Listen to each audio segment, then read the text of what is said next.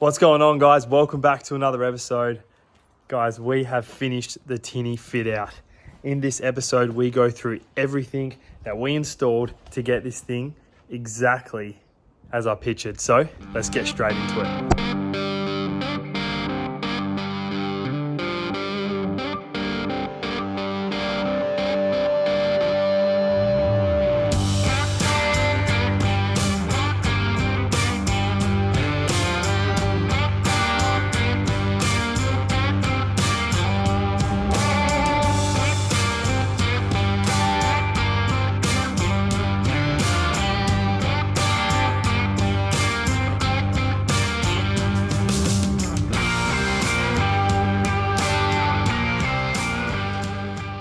Up the front here, I'll play some footage in a second, but we have installed a little false front here.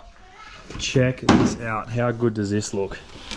Little bit of angle installed on each side, which then hides the spare life jackets, as well as a few bits and pieces. So let's play that footage now. So I've got a bit of angle cut to suit with some T-Rex or silicone and stainless screws on both sides, so we can cut out a bit of a false floor there. I went out and bought this piece here. All right, we got the shape as best as we could, got the jigsaw ready to cut it out, and I've allowed about 10 mil of wiggle room anyway, so once we carpet it, there's a couple of mil each side, so it should fit pretty snug in there. So let's cut this out and see what we're dealing with.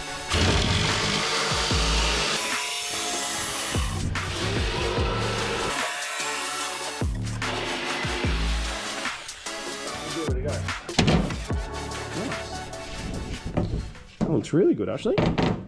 We're not going to waste any time. I'm going to get this all carpeted up. I found the closest carpet to what's actually in the boat already, so that's just pretty inexpensive from Bunnings. I've got the piece there ready to go. Now, if this was a massive boat, a boat that had a lot more ply in it, a lot more carpet, I'd probably say seal the marine ply with a sealer. But with this, I'm not going to worry about it. So I've just bought some spray fix. And this stuff here is pretty good bonding the carpet to the marine ply, so I'm going to get that done now. Beautiful. Good shape. And spray away. Nice big thick layer. Try and get all the outside done first. And then I'll spray the carpet and it should bond pretty well.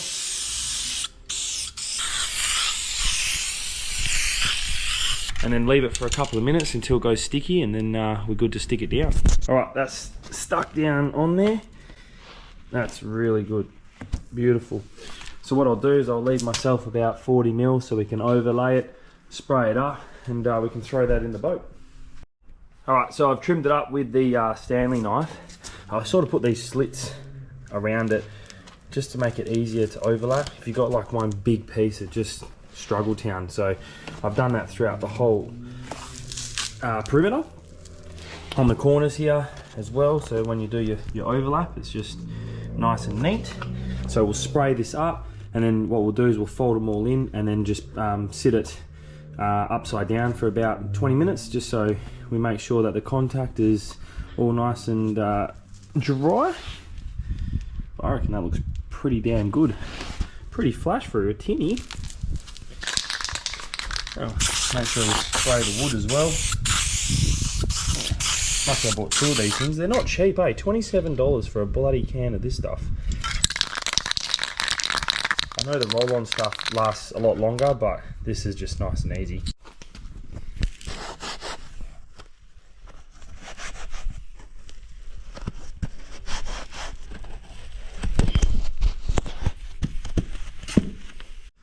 Perfect, just spun it around, put a bit of weight on there. Just got some old gabling and some old tackle box.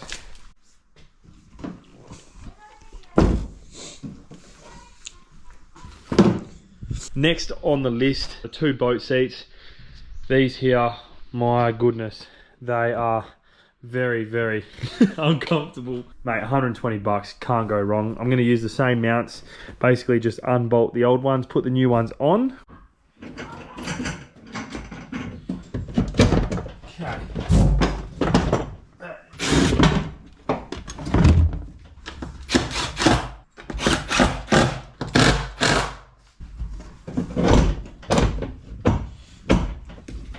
Hello.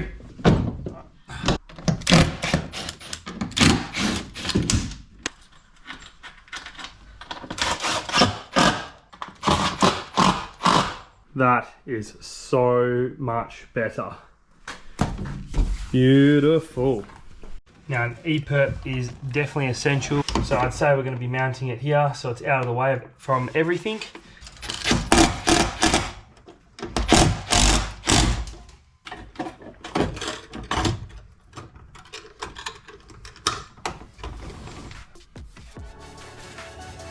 Now prior to the electrical fit out on the Tinnie, I went and seen my good friend Brad from West Coast Marine Fabrication to install a few bits and pieces. That included some handrails, a transducer mount, and also a place to fit the sounder.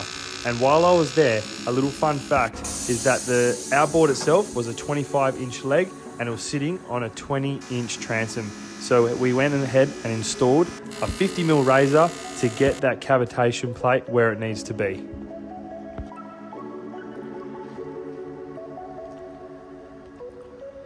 Okay, we got the Tinnie back in the shed and we have a bunch of things to install. So there's a little bit happening at the back of the outboard here. We've got the navigation light to hook up. We've got the bilge pump. We've got the marine light for the squid that sits at the back there where the transducer is going to go. Now I've got some wiring that was obsolete in one of our machines, but basically it's military grade cabling with tin wire. So this is perfect for the application. Run a main wiring harness to the switchboard that's going to be here, and that is going to run my sounder, everything. Light's going to basically go there and transducer there.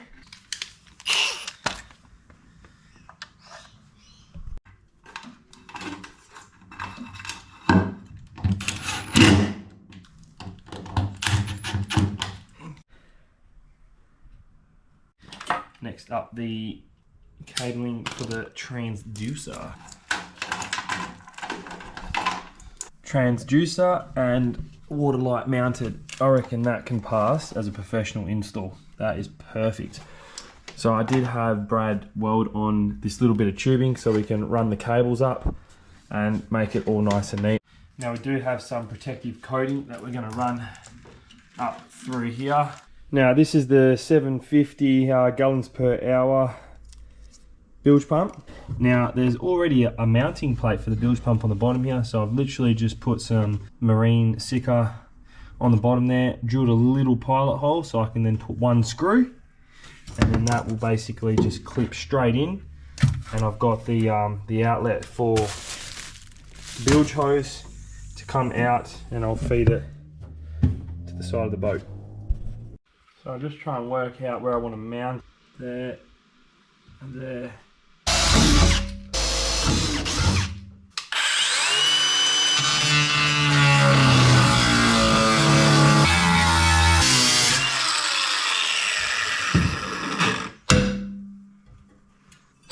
Oh, that is hot. Mate, look how thick it is. Let's clean it up a little bit because that looks horrific.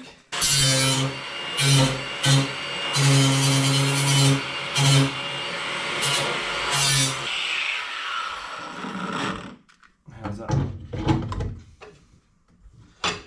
That's pretty good, guys. Pretty happy with that. Main harness, it's a 8-pin. That's the other side of the Deutsch. Every single color has its own switch. I've also used the black for negative of our cigarette plug. So basically we just run that to power, which is going to be this one here. We'll run back to the isolator. We plug this bad boy in, which then comes to the back of the boat, which has all our colors that represents each switch.